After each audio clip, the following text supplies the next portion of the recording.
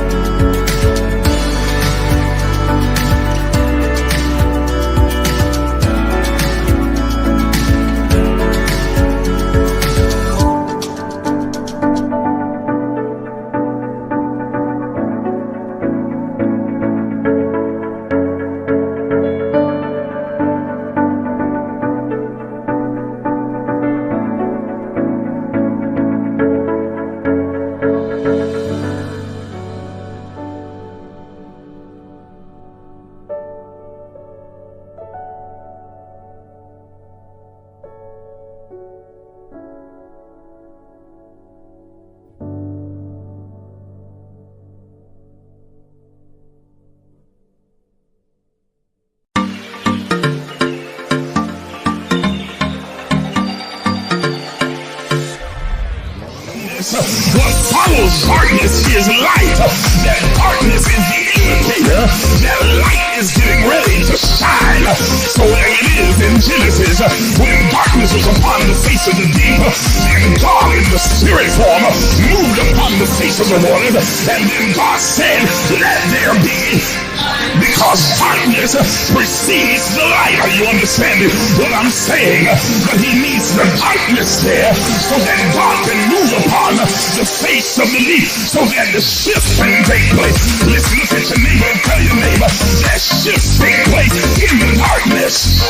Oh God, y'all didn't hear what I just said. Everybody's not going to see the shift that's happening. They see the chaos, but they don't see the shift. They see all the craziness going on in your life, but they don't understand that underneath the darkness, God is moving in secret. He's moving in quiet. He's moving in the hidden places. He's moving in the cracks and the corners and the crevices. He's moving in places that you cannot see. And when the light comes, they're going to see a new order.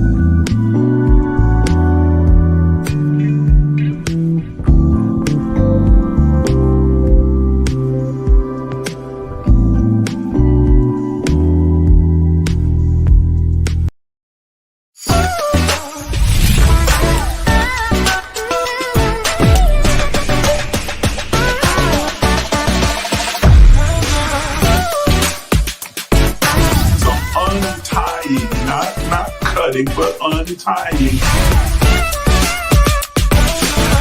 And so the universe then has no choice. First attribute of the secret place. The secret place is a place of revelation. It makes you free because it awakens you and makes you consciously aware that everything that you thought was holding you is an illusion.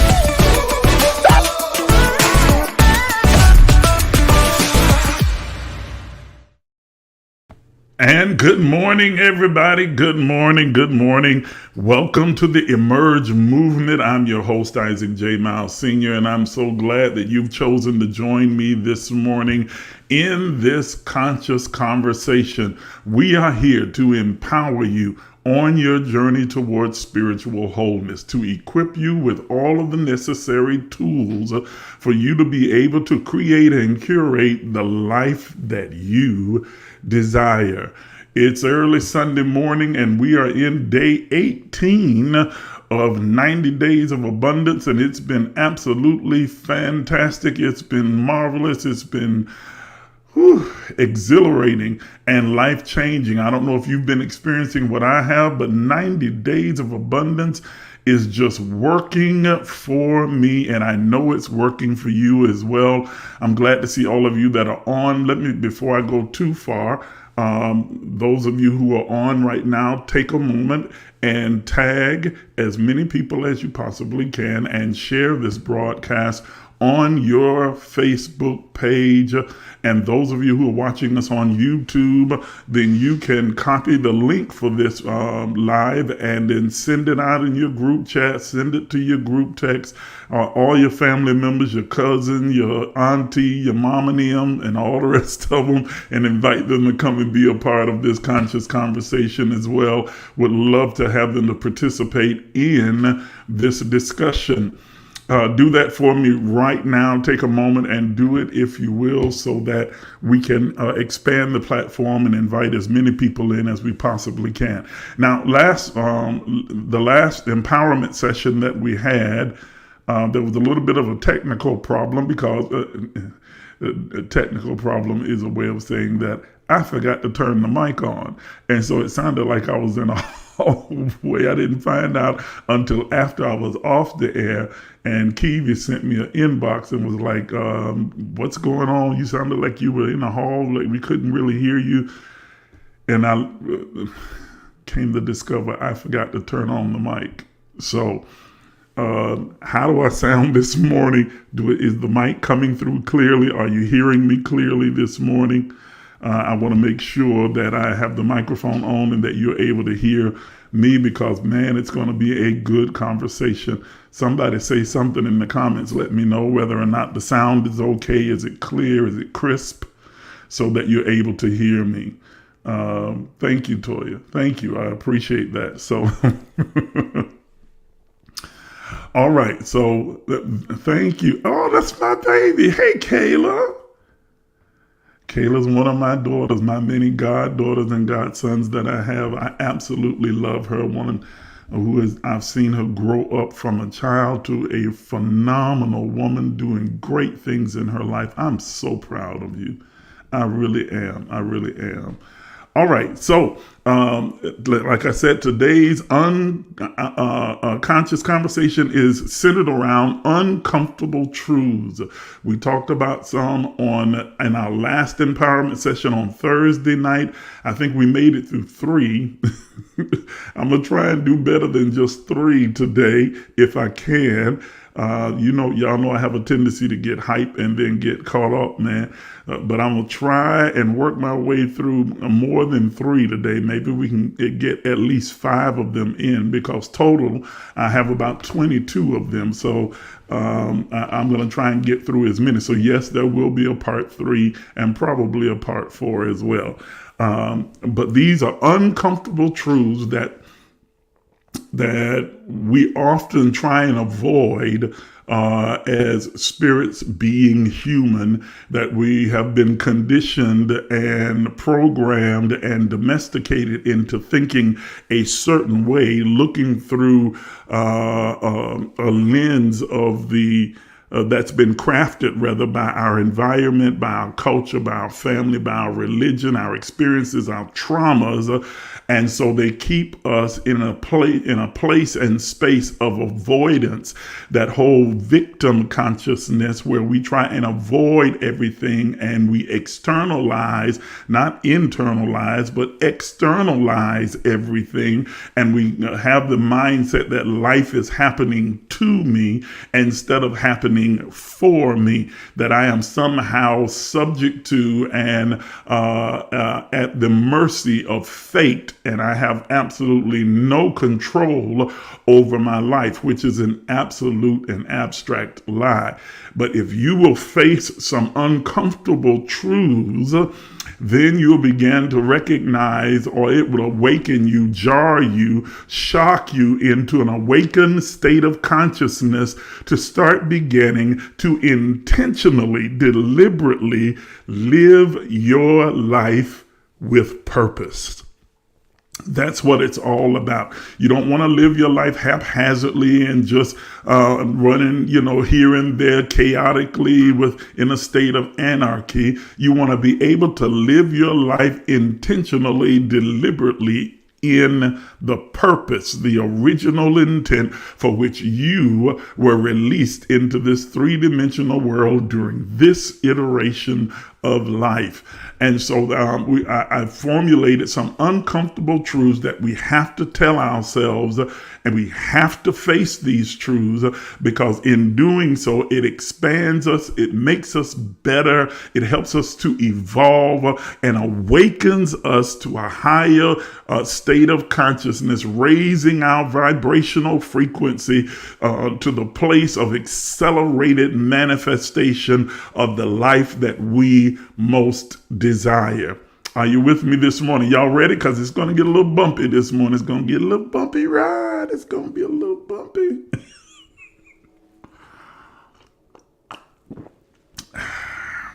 Had to have my coffee, Theresa. I got to have my coffee. All right, here we go. We ready to ride. The first one that we looked at on Thursday is that no one is coming to save you. I'm not going to go redo those. I'm just running through them very quickly. Okay, no one is coming to save you because you don't need saving. You don't need rescuing. You don't need saving. No one is coming to save you. You are responsible for your life. Number two was that we have all the time that we need. Time is not an issue. It's an illusionary process or system put in place by humanity in order to be able to measure the space in between. But we have all the time we need. We simply have to learn how to manage it and give that time to the things that are a priority to us. Number three, it was the only place your version of you exists is in your mind. Every person you meet has a different version of you that they've created within their mind. That's not your responsibility. You are only responsible for the version of you that exists in your mind. And guess what? That is the only place that it exists. No matter how authentically you show up, people are going to interpret you and interpret your actions and interpret your presence through the lens of their own perception. So get comfortable with being misunderstood. Get comfortable with the idea that not everybody's going to know exactly what your intentions are, and live comfortably in your truth. I almost started running off on that one again. I'm not going to do it, so we can get to the next one. Here's the next one for today. It's a doozy. This is a doozy. You may as well face this uncomfortable truth. The sooner you do is the sooner you start to begin to live and create and experience the life that you desire. You ready for it? Here it is. Life isn't fair.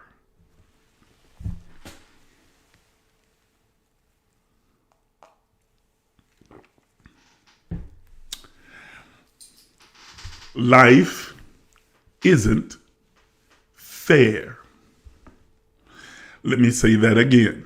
Life is not fair. Life is neutral. Life is absolutely, positively neutral.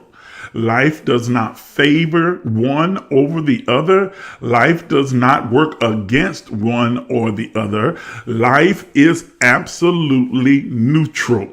You get out of life what you create. Your life is exactly what you have been designing your entire existence on this planet. Your life, your lived experiences, yes, I said it, your encounters are all by design. Whether they are conscious or unconscious, you are creating the life that you are experiencing. Life, it has no obligation to you. Life is not obligated to uplift you, build you up, take you where you want to go, give you all that you desire. Life is not malevolent or mean or vicious or vindictive, somehow working against you. Occam's razor is not a true idiom.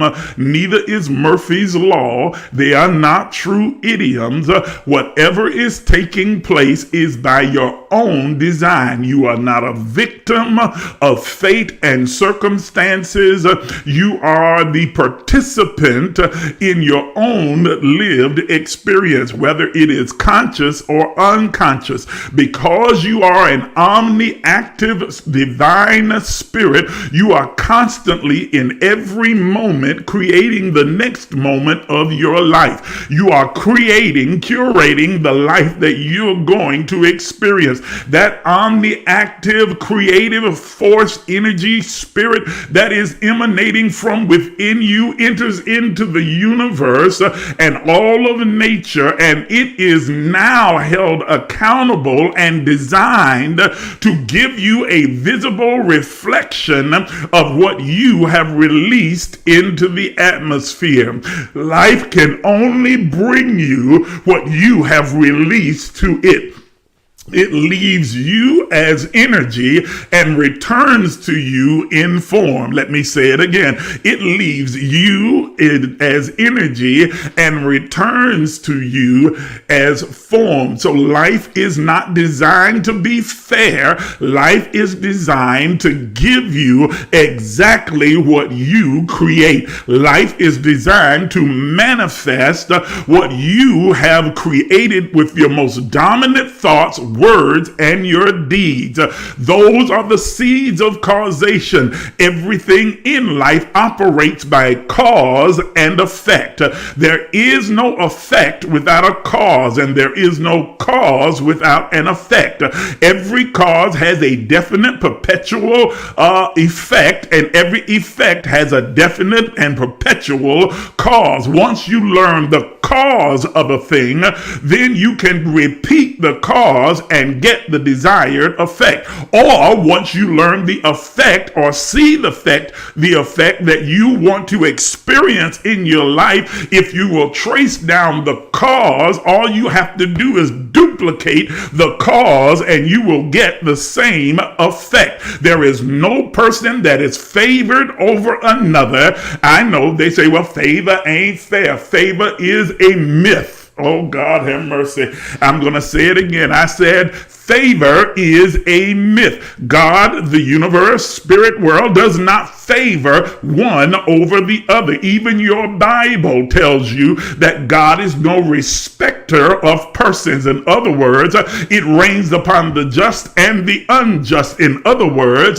God has no pick favors. Just because you shout, dance, speak in tongues, hikamasana, run around the church, fall, spit bubbles, and jump over pews does not mean that God is somehow on your side and going to do more for you than he'll do for someone else.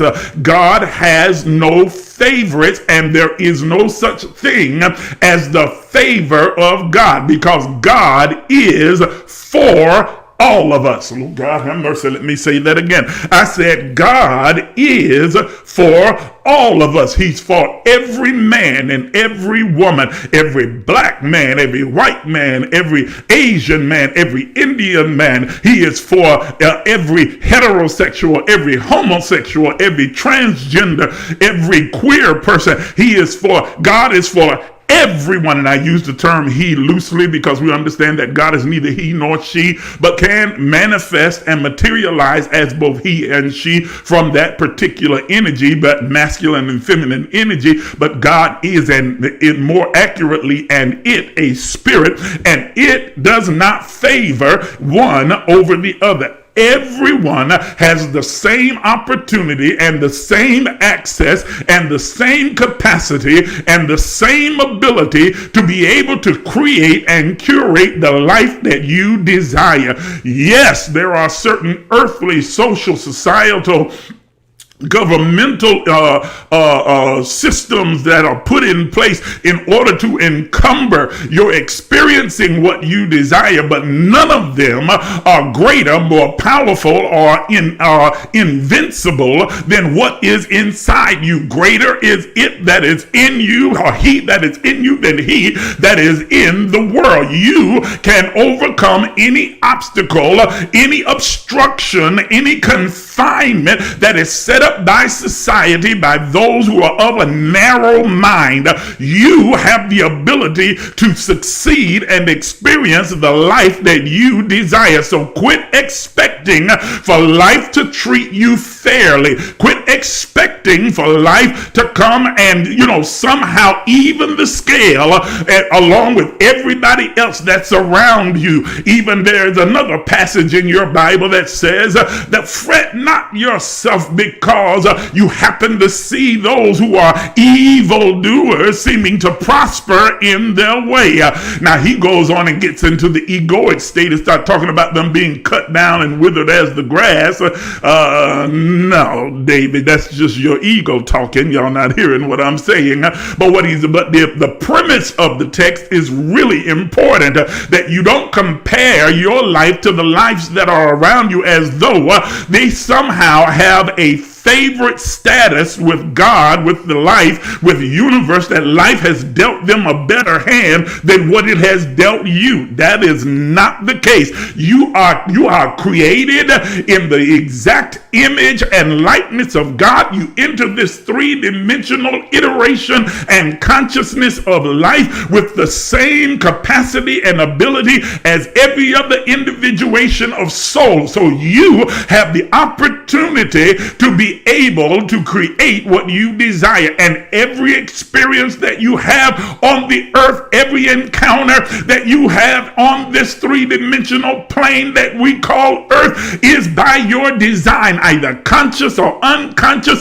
And some of those designs, most of those designs rather, took place in eternity past, or in the state where you were one and consciously aware of your oneness with God prior to your iteration in the earth, and then you designed a path that you would take, experiences that you would have, so that you could evolve, grow, and experience what it means in order to overcome certain challenges and experience the success and joy that comes as a result of coming out on the other side. Life is not fair. Life is designed to be exactly what you make it. Life is what you make it. I'll say it again. Life is what you make it. I'm getting caught up, so let me calm down so I can get to the next one.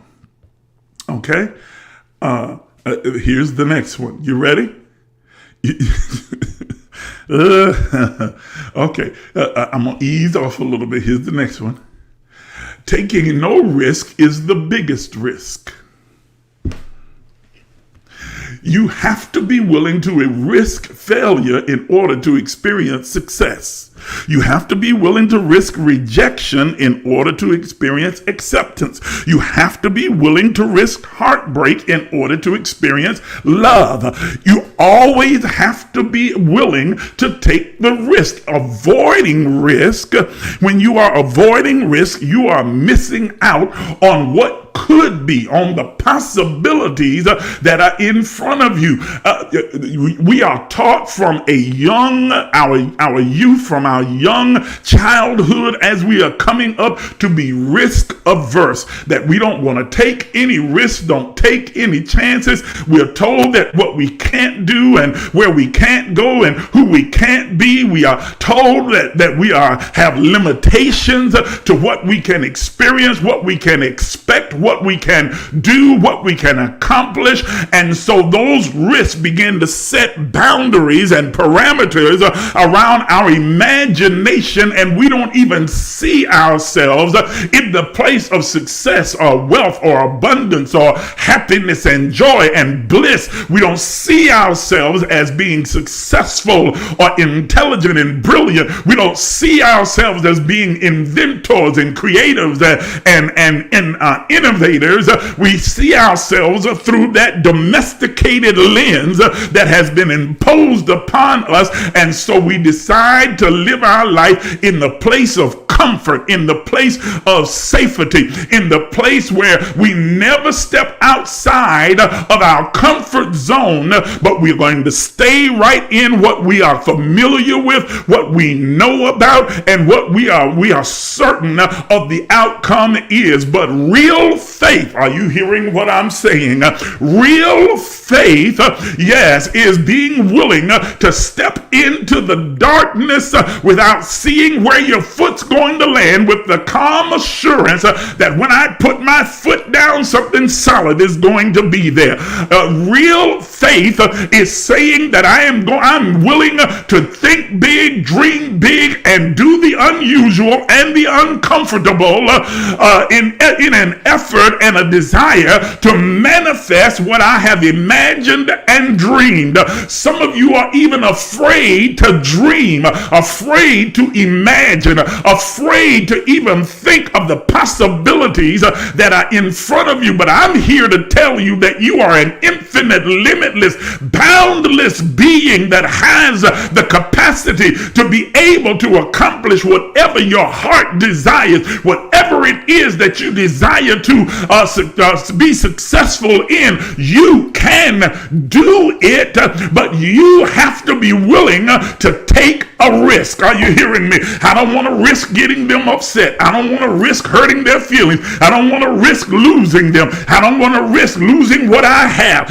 Y'all didn't hear what I said. Bird in the hand is better than 2 in the bush. Y'all not hearing what I'm saying? Yeah. But if you are not willing to release what you have, to risk it all in pursuit of what you desire the most, then you are going to experience mediocrity for the entirety of your life. Are you hearing what I'm saying to you this morning?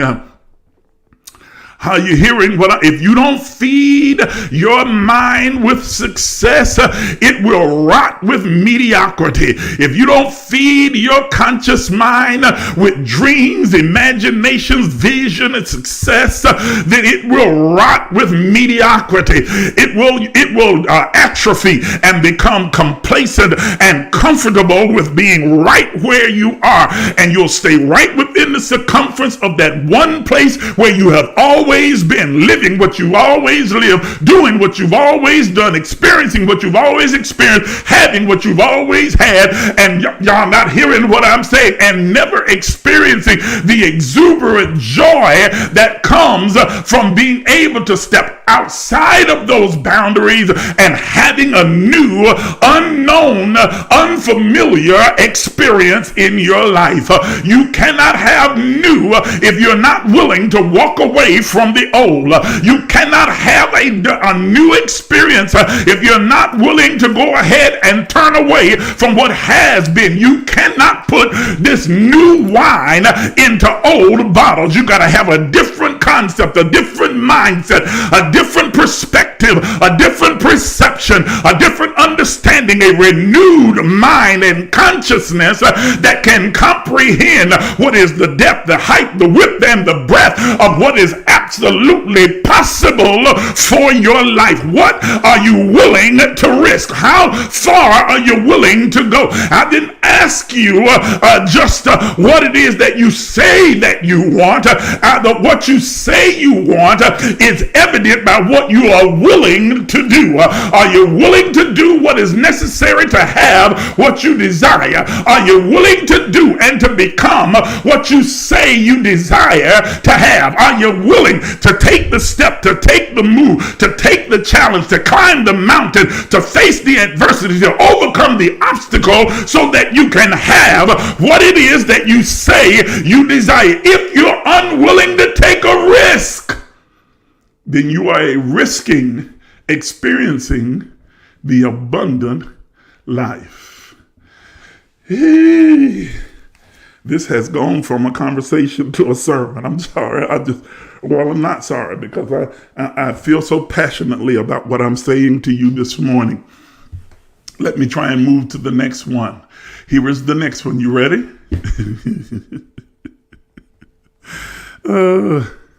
Are you ready? Are you ready? This one's going to be a little tough to swallow. This is going to be a little tough to swallow. Get you a drink.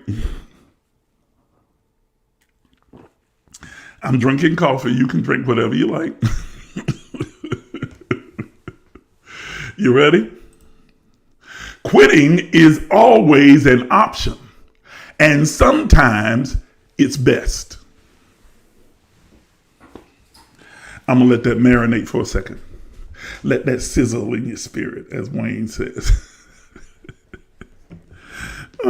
Quitting is always an option, and sometimes it's best. Yeah. I know. The popular saying is quitting is not an option. Quitting is not an no. That option is off the table. No, quitting is always on the table. Quitting is always an option. It always needs to be an option. It always should be an option. You should always hold it, whether it's in the back of your mind or the forefront of your mind, but hold that option open. Why? Because knowing when to quit changes the direction, or change direction, or to leave a toxic situation, or demand more of life, or to give up on something that isn't working or no longer serves you is a very important skill that people who win in life seem to understand and to have. You have to know when to quit. There are some things that you need to quit on.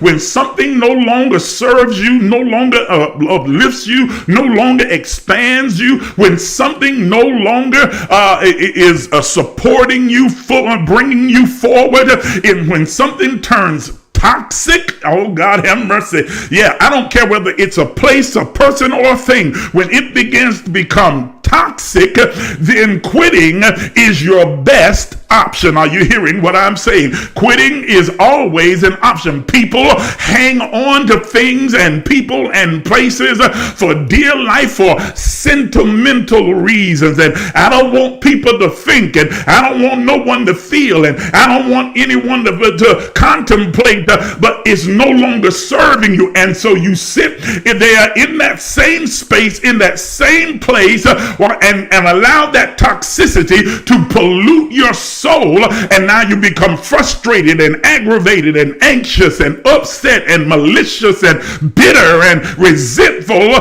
but you're the one that's still trying to hold on and that's trying to remain. You'll sit in a church and complain the whole time. This church ain't doing nothing. I ain't learning nothing.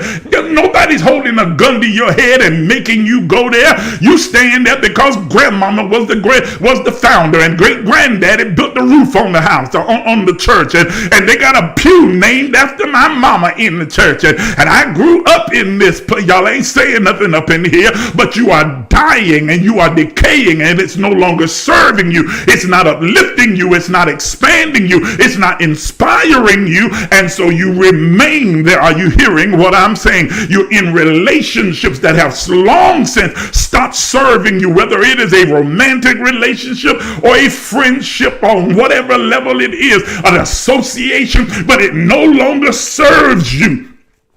It doesn't make the other person a bad person. It simply means that you have outgrown it. It's no longer a necessity for your life. It's no longer feeding your soul. It's no longer giving you what it is that you desire. It is no longer working for you, and quitting is an option. Yes, there are opportunities for growth and to even begin to fix the relationship if both parties are willing to adjust and to expand and grow to the new normal that is in front of them. But if there is only one that is unwilling to change while the other is, then quitting may be your best option. Are you understanding what I'm saying? Don't remain in a place just because it's comfortable, just because it's familiar. There it is. It's not comfortable, it's familiar.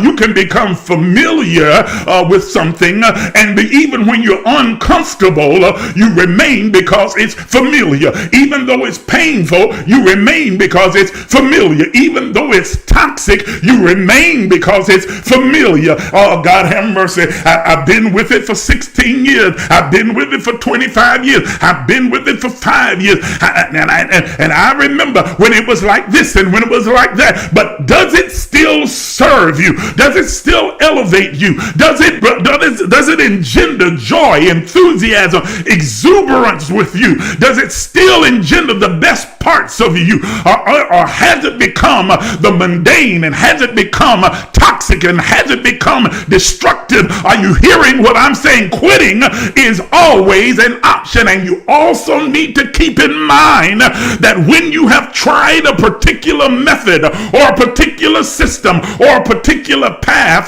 that is not working for you, it is not serving you, it is not furthering your vision or helping you to achieve the original intent for which you were placed in the earth, then it's time to change your path. Don't decide to stay on the path just because you don't want people to think you chose wrong, or because or to think that you made a mistake. So what people think? To hell with what everybody else thinks. It's about you. Does it serve you? Is this path getting you closer to what it is that you want to accomplish, what it is that you want to experience? And if it no longer does, then have the courage to say it's time to quit walking this path and take a different journey. As long as it was working for me, I could remain there. But now that it's gotten to the place where it's no longer working for me, it's more of a struggle and more pain and more resentment than it is joy and peace and blissfulness, then it's time for me to take another path.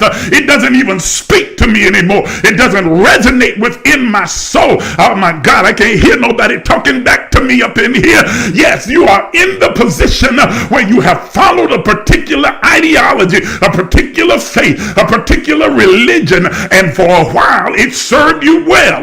But now you have gotten to the place where those fantasies and myths no longer serve you. They no longer uplift you. They no longer encourage you. They don't move you forward. It doesn't make them bad. It doesn't make that evil. It doesn't make it wicked. It means that you have outgrown the suit, and now it's time for you to take it off and put on a new set of clothes. Are you hearing what I'm saying to you? Yes, sir. It's time for you to take a different path. Quitting is always an option, and sometimes it's the best option.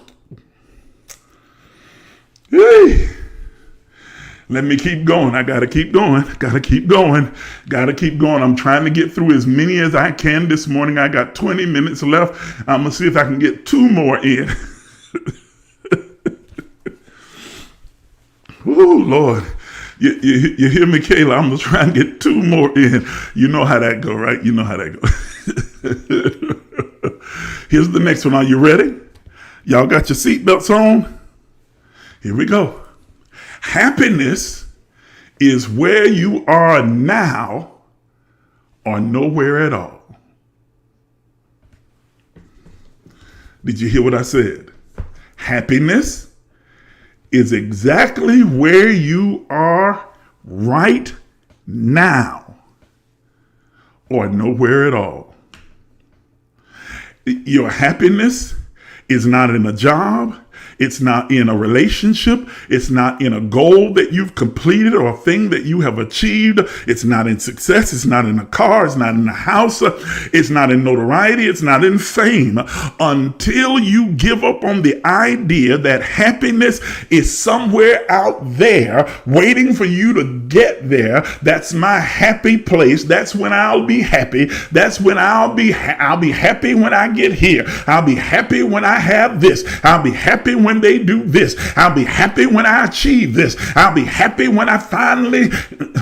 Until you give up on the idea that happiness is some external thing that is somewhere else, you will always be unhappy, and it will never be where you are. I said, until you give up on the idea that happiness is this external thing that you have to journey to, travel to, strive for, climb to, work for, then you will always be like the horse and the carrot. The carrot is out in front of you, chasing behind it, but you never get it because you keep seeing it out in front of you. But the happiness has to be where you are now. If you look at it and view it as it being an accomplishment or thing, a person or place, then it will never be where you are. You have to choose to be happy right now. Choose to be happy. Fill your heart with gratitude and thanksgiving. Fill your heart with joy and bliss for where you are right now. At this moment, I choose happiness. I choose to be content. I choose to be at peace. I'll be those things. Happiness is waiting for me when I get there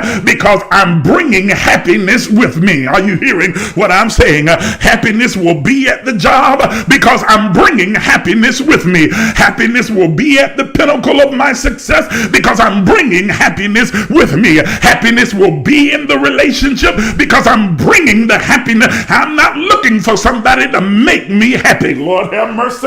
Let me say it again. Nobody can make you happy. One of the main reasons that many couples that could be really good, healthy, strong, vibrant, and creative relationships fail is because they have the unrealistic expectation for their partner to make them happy. You don't make me happy anymore. You used to make me happy, but you don't make me happy. Ladies and gentlemen, nobody can make you happy.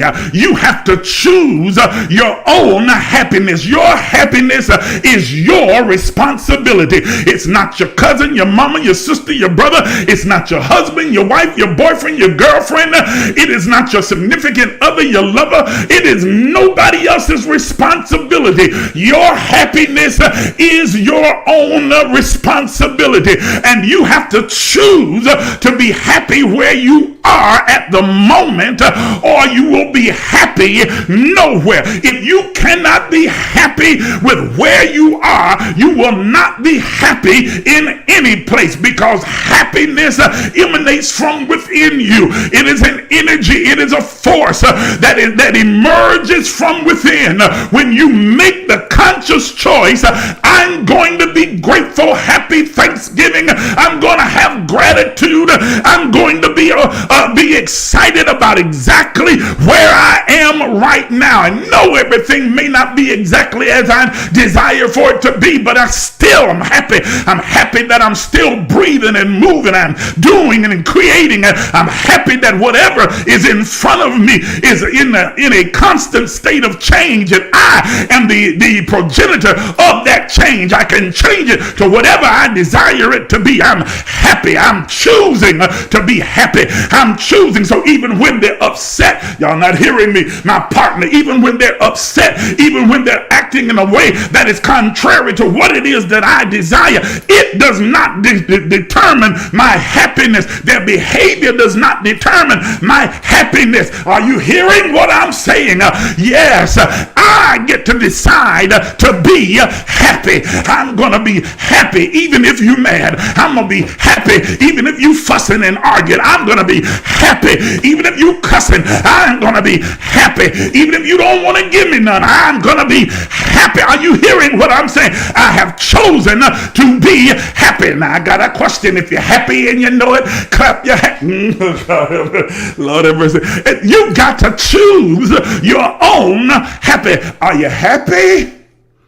Or are you feeling helpless? Happiness is where you are right now. It's not external. It's not something that's yet to come. It's not something you're trying to achieve. It's not something that's waiting for you down the road when you finally get this, get that, move here, move there, accomplish this, accomplish that, when you get your degree, when you finally get this corporate job, when you get the promotion, when you get your husband, when you get your wife, when you get this, when you get that, when I get money, when I get a car, when I get a house, that's when I'm going to be happy. I ain't happy right now, but I will be. And Kirk Franklin, I just want to be happy. Well, if you want to be happy, be happy. Are you hearing me? It's not any of those things. It is when you consciously decide, I am going to be happy.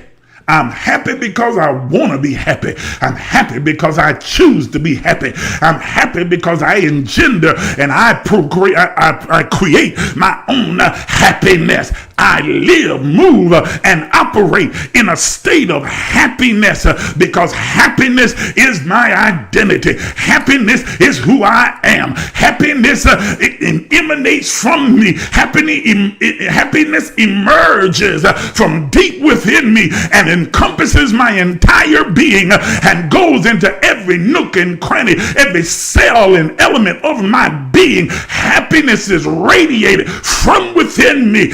I am happy. Are you hearing what I'm saying? Woo, I got 10 minutes, so I'm gonna try and get one more in here. I got 10 minutes. I'm going to try and get one more in here. This one's going to be a doozy. Lord have mercy. Let me wipe my face. Woo. All the saved, sanctified, Holy Ghost filled, Ikondo Boshata folk, you might want to get off right now. This may not be the one that you want to hear. This may not be the one that you want to hear because you've been taught to be a victim and to think from a victim consciousness. So this one right here, you might not want to hear. You might want to go ahead and just turn off the sound and scroll away and decide that, you know what, I've had enough of this right here. That's it for me. That's it. I'm through with the ride. But for those of you that are ready to step a little bit further and go a little bit deeper, then here is this next one. You ready? You need to call yourself out. Lord have mercy. Did you hear what I said? You need to call yourself out and hold yourself accountable. Real integrity is doing what is right, what is righteous, what is good, even when you could get away with doing what is not. Did you hear what I said? I said real integrity is doing what is right, what is righteous, what is good, even when you could get away with doing what is not. The most common reason why people keep making the same mistakes over and over again is because of their insecure ego. It prevents them from taking responsibility for their own toxicity and their own mistakes and their own shortcomings. They are unwilling to call themselves out. They are unwilling to check their own bullshit. Lord have mercy. Don't you get offended. That's what I said. You say the word all the time. You are unwilling to check your own bullshit, to call bullshit on your own motives, your own intent, your own actions, to hold yourself accountable, to say to yourself, you put your ego in check and say, you know what? That was wrong. I was wrong. I went in the wrong direction. I made the wrong choice. I shouldn't have done this, and I should not have done. I owe them an apology. Lord, this is why I told the saved, sanctified folk to go, because, you know, saved folk would rather hick a Messiah and dance before they apologize. Y'all, Lord have mercy. Christians would rather roll on the floor and spit bubbles and prophesy instead of just simply saying, I was wrong, I apologize. They will always caveat it by saying, well, I'm sorry if that hurt you. I'm sorry if what I did this and this. If I did anything to hurt your feelings, please for me. You know what you did. Y'all not hearing me? That's not an apology, because you sit there and say, well, if anybody was offended, if I hurt your feelings, if you took it this way, that's not the way that I intended it. No, you're not holding yourself accountable. You're not calling yourself out. What you are doing is trying to protect your ego rather than just come out and own the fact that you were wrong. Are you hearing what I'm saying? Or here's the good one. Here is the big one right here. It's when you decide from that egoic state that the way that I can justify my bad behavior, my malevolence, the way that I can justify being mean or being nasty is to turn it on the tit for tat and the whataboutism. It's like, okay, yeah, well, I did this, but what about what you did? And what about, and I wouldn't have done this if you hadn't have done that. And I wouldn't have done this if you hadn't have done that. And I wouldn't have been this way if you hadn't. And that's really not my fault. It's your fault that I'm acting like a butt. It's your fault that I'm showing my ass. It's your fault that I'm acting this crazy. It's your fault that I did. It's really not me. It's you. But if you are ever going to curate and create the kind of life that you desire, if you're going to expand, if you're going to grow, if you're going to evolve, if you're going to raise your vibration to higher conscious levels, you got to be willing to call yourself out. You got to call yourself out. You have got to hold yourself accountable for your actions. Be willing to lay your ego to the side, destroy it, kill it, and so that you can apologize and admit that you're wrong. Admit when you've hurt someone. Admit that when you have done something that has caused somebody else harm. Admit when you're toxic. Admit when you're dysfunctional. Admit without excuse.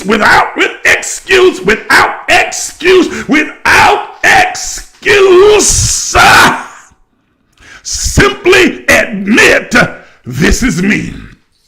I did it, and I need to change. Are you hearing what I'm saying? If you are unwilling to call yourself out, if you are unwilling to hold yourself accountable, you will go through life with that victim consciousness and always live in the illusion and delusion that your bad behavior is the result of someone else. I went from 0 to 100 because of what they did. Well, you understand, I'm a Miles, and that kind of temper just run in our family, and I wasn't gonna let them do me like that. I ain't gonna let them talk about me like that. I ain't gonna let nobody treat me like. I felt disrespected. I felt, y'all ain't gonna say nothing up in here. And so now that is your justification for acting in a way that does not align itself with the love of God that you are. Y'all not hearing what I'm saying? And so you make excuses for the behavior, make excuses for the action, make excuses for the inaction. I would have done, but you did this. I was going to, but I meant to. I thought about it. And so you make excuses for your actions and your inactions rather than holding yourself accountable. You point it outward to everybody else and say it's their fault. It's my mama's fault because she left me. It's my daddy's fault because he was an absentee father. It was my environment fault. I grew up in a bad neighborhood. It's America's fault because I'm a black black man in the United States. Y'all not hearing me. It's the school teacher's fault because they didn't teach me anything. It's my molester's fault because they hurt me, raped me, and took my innocence. All of these things, we begin to use them as an excuse, but you have to hold yourself accountable. You may not be accountable for what someone else did, but you are accountable for how you respond, how you handle it, how you live afterwards, the choices that you make.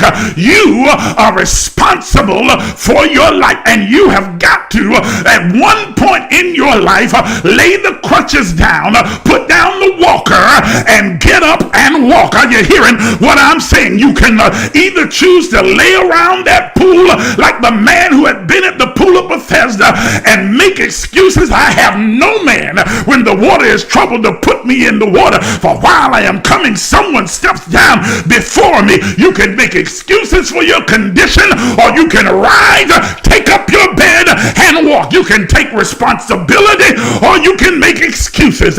You can take or hold yourself accountable, or you can make excuses. You can stay around the pool, or you can be made whole. It is your choice. You can get better, or you can remain bitter. Y'all hearing what I'm saying to you this morning? You can decide who you're going to be. Hold yourself accountable. Pull your own coattail. Put handcuffs on yourself. Put yourself under arrest. No.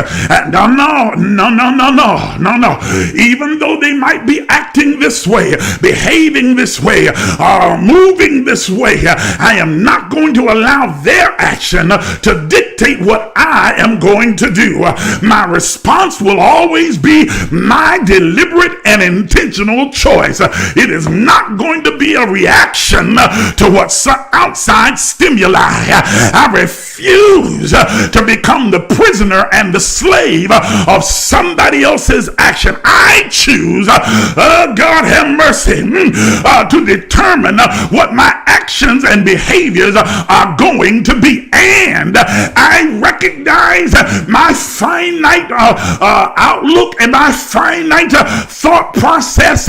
And so I recognize that I have the capacity to misinterpret a situation and behave badly. When I do, I'm not going to make excuses for my behavior. I'm not going to pretend like it didn't happen. I'm not going to go on acting as though nothing ever happened and come back. You ever met somebody like that? They do the most heinous, painful, hurtful thing, and then the next moment they see you, it's as though it never happened, and they just keep going on. Hey, how you doing? No apology, no acknowledgement, no accountability. No, y'all not hearing what I'm saying. No, I'm holding myself. I shouldn't have to say I'm sorry. You know I love you. That ain't no excuse. Did y'all hear what I said? Lord have mercy. I shouldn't have to tell you I'm sorry. You know I didn't mean that. You know I loved it in you. You know I love you. You know I didn't mean that. I charge it to my head, not to my heart. What kind of foolishness is that? No, that is avoidance. You're trying to avoid holding yourself accountable. And the only thing that's keeping you from holding yourself accountable is your ego. Oh, God, have mercy.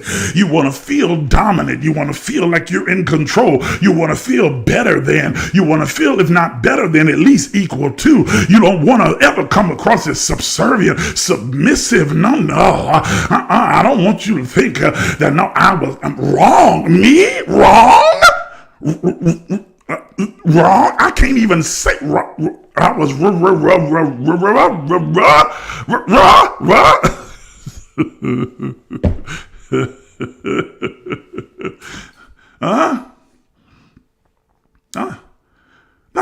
No, ladies and gentlemen, you have to be willing to own your stuff and hold yourself accountable. Even if there's nobody else in your life to hold you accountable, nobody to call you out, call yourself out.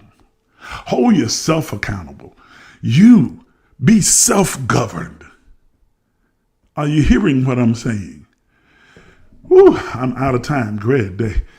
But I think I did pretty good to get through as many as I did. How many was that? Like, what, 4, 5?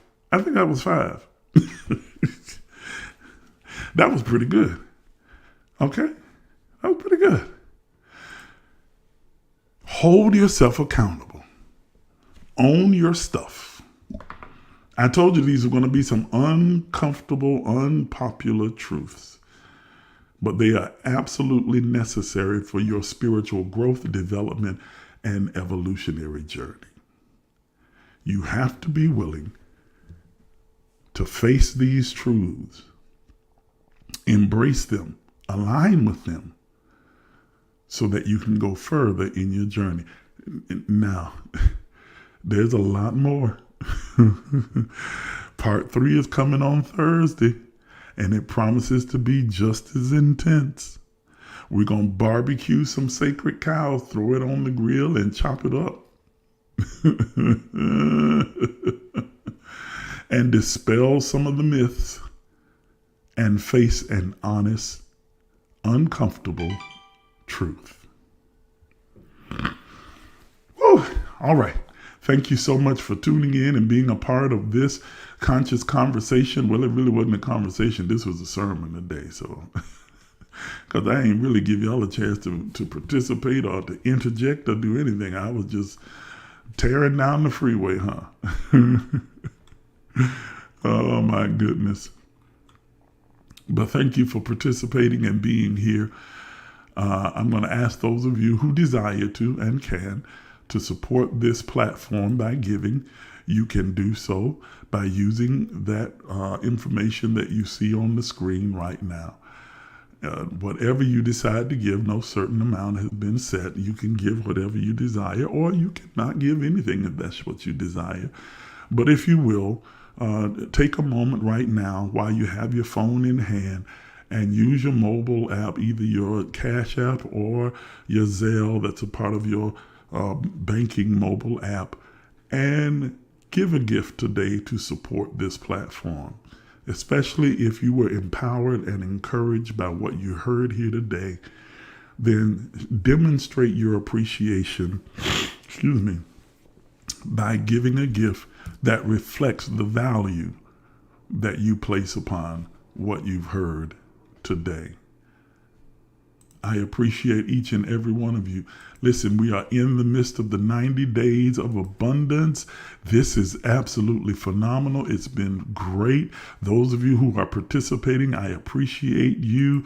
I'm going to take a moment and pause and look at the comments. I want y'all to answer how many of you have stayed consistent and are on day 18 with me. How many of you are still going on with them? You haven't missed a day. I'm pausing and waiting to see in the comments how many of you are going to say. If you're saying I'm still with you, I am. Put it in the comments. I want to know how many people are following the 90 days of abundance plan, practical plan to experience the abundant life. Okay, got 2 people. That's it, just 2 of y'all. Oh, here we go. Oh, Bridget, you had to start over. You missed today. That's okay. That's okay. Don't judge yourself. Don't beat yourself up. Just start over and keep going. Start it over and keep going. Don't stop. That's the important thing. Don't give up. Don't stop. Don't stop. Anyone else? I'm watching the comments. But we had a whole lot of people who started out with us. And I'm only seeing like 3 people now who are commenting that they're still going. Kayla, good. Yes. And all the instructions, Kayla, is on the website. I don't know if it's still on my page, my Facebook page, because Facebook has a bad habit of muting a lot of my videos, but it's definitely on the website. Here's the web address right here. If you go there and you will click on empowerment, you will see all of the guided meditations that are there that are focused on those 10 principles of abundance. And then you'll also see the instructions there on how to start the 90 days of abundance. Go to the website and you can get all the information right there. Okay? You can get all of it. Yes, Diana says, just keep going. The first time I did it many years ago, I had to start over and over and over. That's right. Okay. Brother Wise, okay, first time hearing about it. So first time watching the bro. I'm so glad that you decided to join us. And yes, man, start now. Just go to the website. Like I said, click on the link that says empowerment, and then you'll see all the videos for the meditation is there. The instructions are there. I did, I think 3 lessons that were prerequisite to give you the instruction, explain them in detail so that you'll know exactly what you're participating in, and then get started, jump on. We come on every single morning at 6:30 a.m. for 15 minutes of meditation, and we're meditating each day on one of the statements of principles each day. There are 10 of them, and by the time we complete the 90 days, you will have done a meditation on them at least 9, each one of them 9 times. So all the information, all the instructions are there. Go to the website and you're able to get all the information that you need. Thank you for being a part. A wise heart. I like that. I like that name. A wise heart. Okay. Oh, I see you, Shirley. Shirley's still with us. Yes. There you go. Okay. So, I'm glad for those of you who are. It is a guaranteed 100% plan. You ain't got to buy no prayer cloths and blessed oil and miracle spring water and none of the other craziness. You simply follow these guidelines. It's all about shifting your mindset and then learning how to use that divine creative process of your thought, words, and deeds to create and cultivate the kind of life that you desire, learning how to manifest. You hear people talking about manifesting all the time, and no one takes the time to explain how to manifest. Well, this teaching tells you how to manifest. Go to the website and check it out, and you'll get all the information there that you need. I'm going to leave the website up for just a little bit longer. But yeah, it's the 90 days of abundance. It is absolutely free. Doesn't cost you a thing. I'm not asking you to sow a certain seed or this, that, and the other. I'm giving you the information to change your life. Okay? 90 days of abundance. All right. Also, if you want to make sure that you don't miss any of our empowerment sessions or the meditations that we're doing in the morning, then make sure you sign up for the free text notifications. That information is scrolling at the bottom of your screen right now. You simply text the word emerge to the number 833-444-0163, and you will automatically be enrolled in our free text notification. It doesn't cost you a dime. You're not going to be charged for anything. You're not going to be spammed where I'm sending you a whole bunch of texts asking for money or this, that, and the other. You simply get a notification when we're getting ready to come on the air, and every now and then I'll send out an inspirational quote or some empowering phrases that you'll be able to keep and embrace and weave into your everyday life. That is it. So I encourage you to go ahead and do that right now. It takes all of about 20 seconds to text the word emerge to 833-444-0163, and you'll be signed up for the free text notification. All right. I am so glad you joined me this morning. I think that's all that I have. Let me check. I see some other comments coming up. Okay. Good. Good.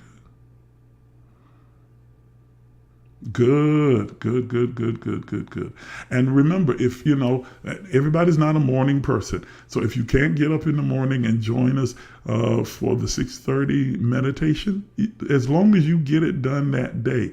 If you want to do it right before you go to bed, I even suggest that you do it twice a day, in the morning and then right before you go to sleep at night. or you want to do it on your lunch break, the videos are there. They're on the website. You can access them anytime. As long as you do it every single day without missing a day, you stay on track. I'd like for you to join us in the morning, but if you can't, that's okay. The video will be there and you'll be able to join in that way. Okay? All right. I think I've covered everything. Am I forgetting anything, Toya? I don't think I am. Congratulations to Toya. She gained a new son-in-law over this weekend. Her daughter, Neek, got married. And so Toya has a new son-in-law. Congratulations to you. I saw some of the pictures. You guys look like you were having such a great time. I wish I had been able to be there. I really wish I had been able to be there for it. Please give her my congratulations. I am so happy that she is happy. I'm trying to think, is there anything else? No, I think that is everything. So you guys, make sure you go out and have an absolutely splendid day. Look for opportunities to give. Remember that is the esoteric science of abundance. It is your ability to create more of what you desire. So look for opportunities to give throughout every single day, whether it's money or time or a word of encouragement, a smile or kindness. Do you know how short supply we are on kindness? Have you been to a fast food restaurant lately? Customer service is a thing of the past. They're some of the rudest, meanest, nastiest people. It's like they could nonchalant, don't even care. Be kind. Give kindness to them. Give kindness to the people that are driving with you in traffic. Don't argue and fuss about them cutting you off. Man, look, you're going to still get there. Let them in. Let them cross. Let them go around. Be kind. Let's start being a lot kinder to everyone and watch kindness comes back to you in abundance.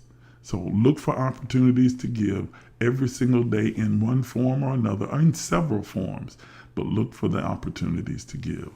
All right, I'm going to quit. We're done. We are done. I'm like 15 minutes over my time. So y'all get out of here. I'm gone. Peace.